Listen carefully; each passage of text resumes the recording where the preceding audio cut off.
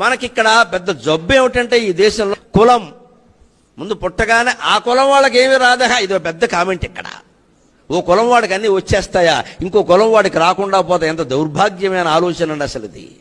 మన సంస్కృతిలో ఎక్కడా లేదే, వేదం శాస్త్రంలో ఎక్కడా లేదే కులాన్ని గురించి అంత ప్రాధాన్యం ఇవ్వమని. పూర్వకాలంలో ఎక్కడైనా కులం అంటే కుటుంబం అమ్మ, గురుకులం, రఘుకులం. రఘుకులం అంటే రఘు వంశం, గురుకులం అంటే గురువు గారి ఇల్లు.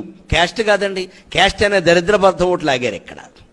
మనకి ఇక్కడ విచిత్రం ఏంటంటే పుట్టుకతోనే కొంతమందికి అన్నీ వచ్చేస్తాయండి. పలానా కులం అండి, ఆడే ఎంత పడినా రాదండి అని దిక్కుమాలిన పోలికలను చెప్తారు. అదేమిటమ్మా, ఇవాళ విద్యార్థుల్లో అన్ని కులాల వాళ్ళు ఉన్నారు, అన్ని మతాల వాళ్ళు ఉన్నారు, అందరికీ అన్నీ వస్తున్నాయి. దయచేసి వెర్రి వ్యాఖ్యానాలు విరమించుకోవాలండి. అందరికీ అన్నీ వస్తాయి, అందరికీ అన్నీ వస్తాయి, కష్టపడితే అన్నీ వస్తాయి. ఈ కులం అనే పిశాచాన్ని భారతదేశం మొత్తం నుంచి పంపించగలిగితే మళ్ళీ మనం అద్భుతమైన విశ్వగురు స్థానాన్ని మనం పొందగలం. విద్యార్థుల చేతుల్లో ఉంది, యువతుల చేతుల్లో ఉంది, యువకుల చేతుల్లో ఉందమ్మా. చిన్నవాళ్ళైనా మీకు నమస్కారం పెట్టుకోతున్న కుల పిశాచాన్ని సమాధి చేయండి, దేశం బాగుంటుంది, దేశం బాగుంటుంది ఖచ్చితంగా.